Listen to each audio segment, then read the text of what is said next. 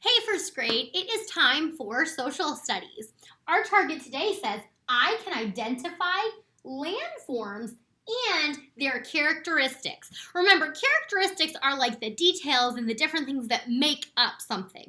And we're learning about landforms. So we're probably going to learn what makes each landform unique and specifically that landform. We're going to go ahead and get started with a brain pop.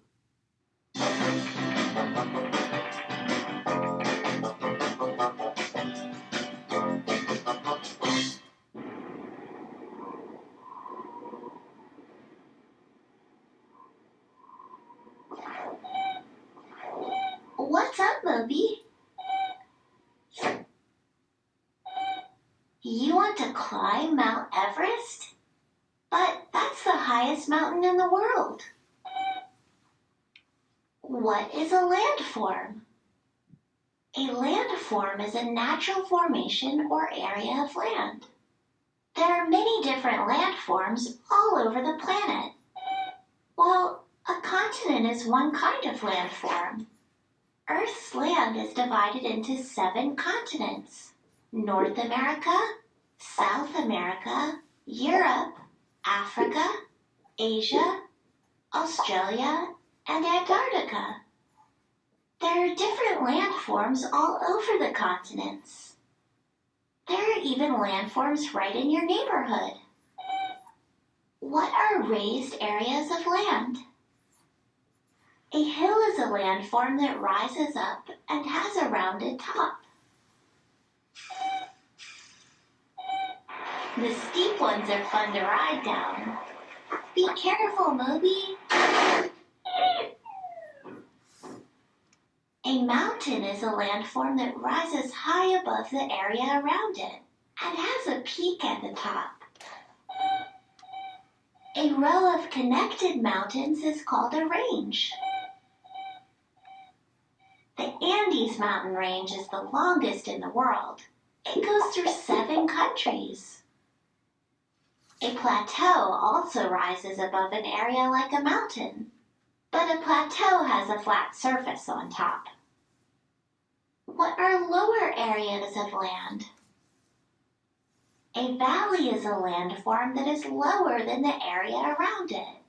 You can find valleys between hills, mountains, and plateaus. Water from higher areas can flow down into the valleys to form rivers and streams. Rivers and rich soil make valleys good for farming. A canyon is a deep valley with very steep sides. It's formed when a river wears away at rock for millions of years. What are flat areas of land? Plains are wide, flat lands. Many plains have rich soil, so they're good for agriculture. The Great Plains covers part of the United States and Canada. Many areas of the Great Plains are covered by prairie. A prairie is a grassy plain that has few or no trees. Other plains are covered by forests. There are even plains on the ocean floor. What are landforms near water? A coast is an area where land meets the ocean. Some coasts are rocky, and others are sandy with beaches. Over thousands of years, water can wear away at coasts to form bays. A bay is an area of water that has land on 3 sides. The water in a bay is usually pretty calm. An island is an area of land that is surrounded by water.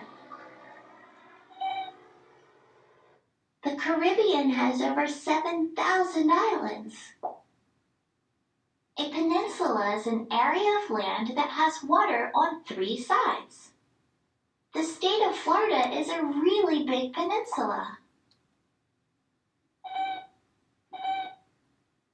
You reached the top of Mount Everest? That's impossible. It takes weeks. Hey, Wow, there is so much to learn about landforms. Now, we're only going to focus on 3 landforms today. We'll come back tomorrow and learn about some more. But today, we're going to focus on landforms that are raised land. That means it's taller than the other land around it, okay? The first one we're going to learn is the one you probably know the most about. It is a mountain. Mountain. A mountain. A mountain is raised land that is taller than all the land around it, and it normally comes to a peak. Because mountains are so tall, a lot of times we see them covered in snow because they are so tall. I might draw 2 mountains here. Now, Annie and Moby told us that a bunch of mountains that are connected and by each other is called a range, like a mountain range. I'm just going to draw some grass beside it so I know that, oh, there's a mountain and it's taller than the grass or the other land beside it, okay? The most important thing to know about a mountain is that it is raised land and it comes to a peak. So I'm going to put raised. Raised is just a fancy way of saying tall. Raised land, and it comes to a peak or a point, okay? It's not always a perfect point, but here's how we can tell the difference. A mountain comes to a peak, or pretty much mostly a peak. Let's compare it to a hill. Now, a hill is also raised land, but it's not as tall, and it's normally round. So here is a hill, okay? Here's the low grass around it, the low land around it, okay? A hill is raised land, but it is not as tall as a mountain, and it normally is a rounded top. Can you kind of see the difference? So a hill is raised land, but it's a round top. Okay, so we have a mountain that comes to a point. We have a hill that's like rounded. There's one more type of raised land that we're going to learn about today. It's called a plateau. Ooh, that's kind of a fancy word. Say plateau. Yeah, it's kind of fun, isn't it? It looks kind of funny too. It looks like this, plateau. Okay, so I just have to remember that word is plateau because that's kind of hard to sound out, isn't it? A plateau is normally going to be found like in a desert area, okay? It's raised land that's flat on top, okay?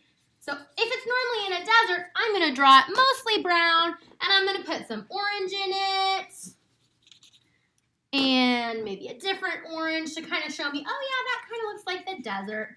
And then here is the land around it. If it's in a desert, we know that it's probably mostly like sandy areas, not a lot of plants and things, okay? So when I see a plateau, I know that it is raised land and it has a flat top. Okay, so all 3 of these landforms, a mountain, a hill, and a plateau, are all raised land. A mountain is the tallest of the raised lands, and it comes to a peak. A hill, it doesn't have to be very tall, and it's definitely never as tall as like a mountain, and it comes to a rounded top. And then the last one is a plateau. It's that raised land with a flat top. Okay? It's your turn. On Seesaw, you are going to have to draw an example of a mountain, a hill, and a plateau. And then you either need to type, write, or record yourself telling me at least one thing you learned about a mountain, hill, or plateau. Make sure you hit the green check mark when you're done. See you tomorrow.